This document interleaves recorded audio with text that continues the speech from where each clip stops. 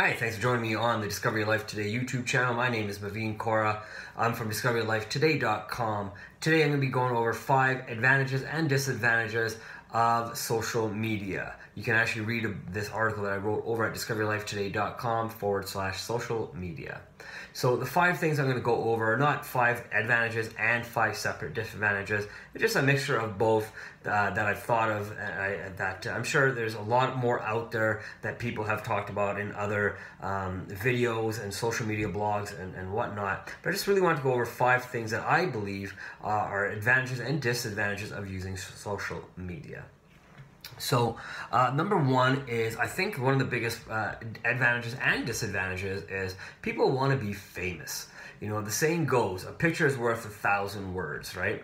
I like to believe that a picture can conjure up 1,000 emotions. And this is what we are typically doing these days. We're out there as a society snapping pictures of things that we're doing or things that we're seeing. And the real question is, you know, is social media really a way to get thousands of pictures out there so you can have thousands of people enjoying your photos and liking them and then following you, so then one day you can become an influencer? I guess that's what the goal of many people is, but there's a lot more that goes on behind the scenes other than just posting pictures and hoping that thousands of people like them. You know, there's a lot of apps out there these days. You know, probably the most famous apps right now are probably Instagram and Snapchat, but you can still post your pictures on Facebook and Flickr and Tumblr and Pinterest. And these are all great and easy ways to post pictures and videos. If you're doing this right, you'll become an expert, because people will say, hey, you know what, this is a great person to follow. This person, you know, takes great sunset pictures or whatever, right? But it goes more into that. You have to use the right hashtags. You have to find the right people to like your pictures, right? You have to find real people to like your pictures. There's a lot of businesses on Instagram and whatnot as well. And although it's great to have those businesses, you can also network with those businesses if they like your pictures. But a lot of times you want to influence and have influence over real people just like me and yourself, right? Not necessarily businesses. You have a better chance of also finding fame, I guess, is if you have a fan page, you know, on Facebook and whatnot, where people can leave, you know, comments on the pictures as well. But here's the problem I find. More people are posting more pictures and videos than ever before. You know, Facebook is huge, Instagram is huge, and YouTube is huge. Millions of people are posting millions of you know, pictures and videos every single day. And the problem is, a lot of this stuff is getting lost. So what are people doing? You know, a lot of these people are saying, you know what, we still want to be famous. So what they're starting to do is put out videos that are in poor taste or in compromising fashion to themselves. People are using these platforms to get insta-famous, you know, and not really thinking about what the consequences of these pictures will have in the future on their lives. You know, there's many advantages. If you're a photographer, definitely be on these platforms, because they can give you a way to really find a new audience that can enjoy your picture, maybe even buy prints from you.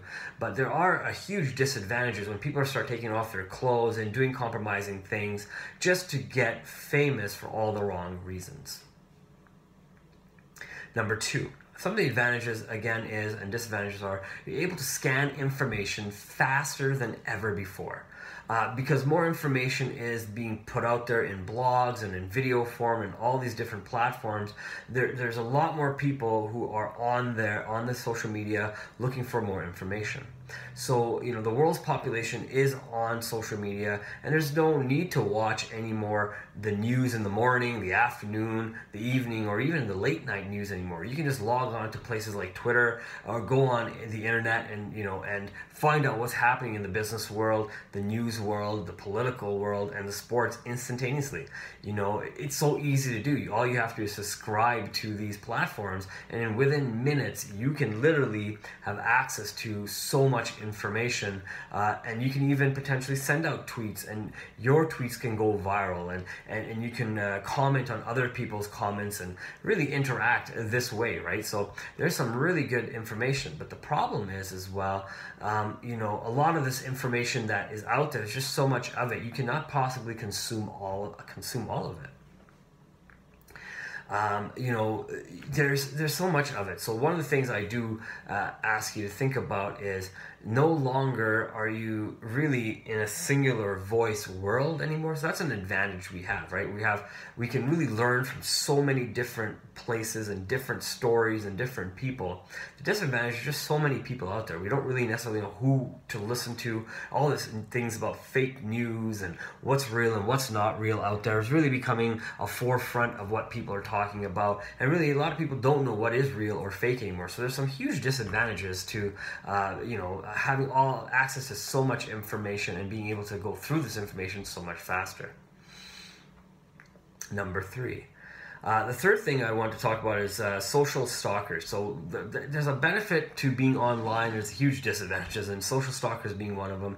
The benefit is you can go out there, you can really put your life out there, you can share your life with people and tell people about how you overcame things and whatnot. But there are social stalkers out there that will go and follow people and harass people. So go to any entertainment website such as People Magazine or even TMZ, and you can hear about celebrities who have obsessed fans that they got to deal with.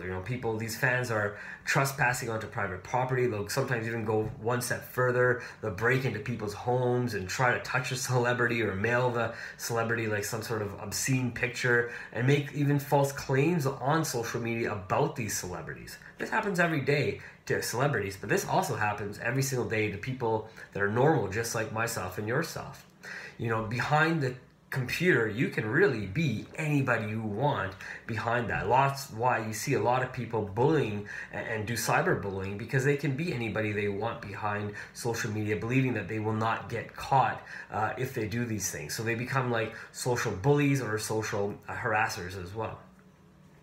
The advantage of social stalking, I guess, is that you can really follow people and figure out how people are living their lives and try to emulate that business success or that life success.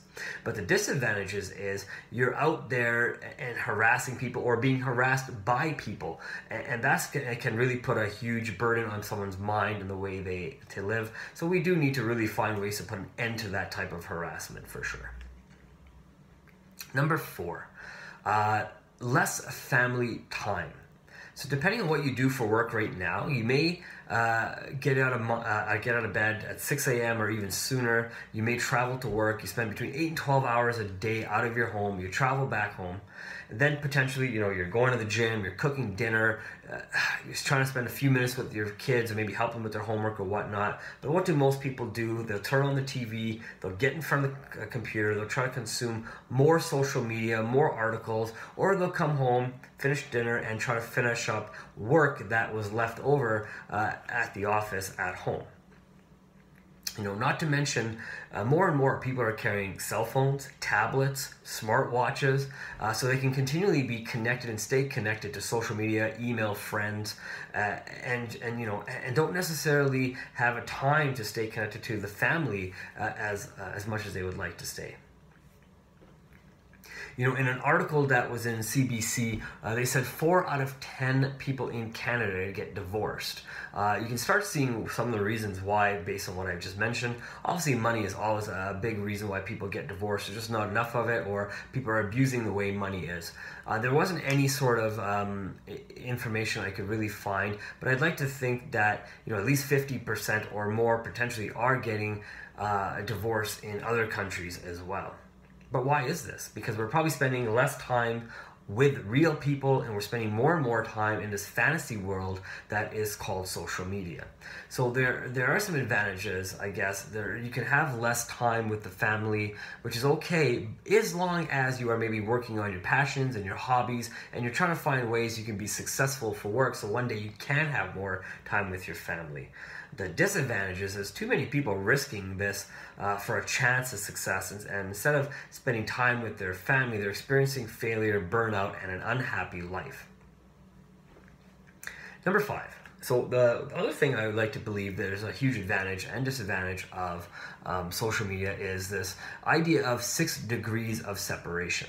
Now, I don't think that 6 degrees of separation is really a factor anymore. I think it used to be before the internet. I think the internet has taken that amount of people that we can meet another person within to a lot less. One of the things that the internet's done is opened up the market to more people that you can actually meet than ever before that you even knew that existed.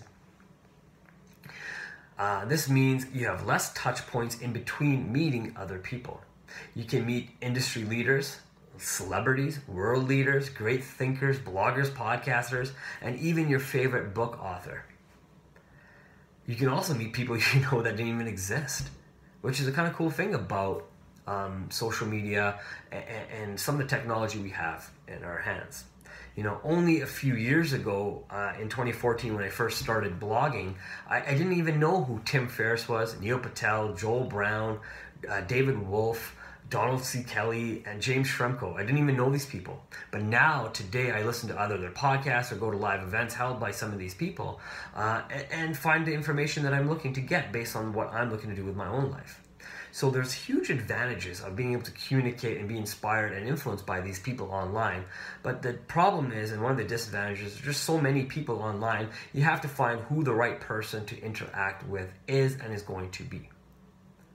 I hope you were able to take some really good information from this video here on 5 advantages and disadvantages of social media. Again, those advantages and disadvantages can come from wanting to be famous, scanning information faster, being socially stalked by people, having less family time, and having no more 6 degrees of separation, really being able to get in touch with people a lot quicker.